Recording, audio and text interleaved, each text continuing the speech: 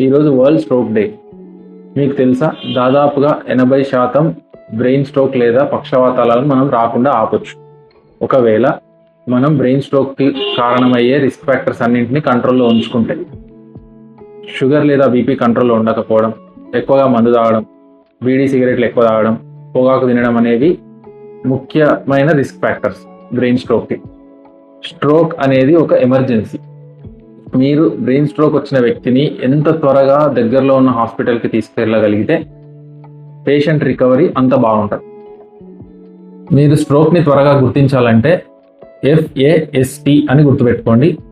F అంటే facial deviation, మూతి వంకర పోవడం. A అంటే ఆర్మ్ వీక్నెస్, కాల్ చేయి వీక్ అవ్వడం. S అంటే స్పీచ్ డిస్టర్బెన్స్, మాట పడిపోవడం లేదా మాటలో తొట్టుబాటు రావడం. T అంటే టైమ్ టు కాల్ ఎమర్జెన్సీ, ఇమ్మీడియట్గా ఎమర్జెన్సీకి కాల్ చేసి వీలైనంత త్వరగా నియర్ బై హాస్పిటల్కి తీసుకెళ్లాలి. సో ఈ వరల్డ్ స్ట్రోక్ డే రోజు మనందరి కర్తవ్యం ఏంటంటే మన చుట్టుముట్టు ఉన్న వాళ్ళందరికీ షేర్ చేయండి. Please save lives. Thank you.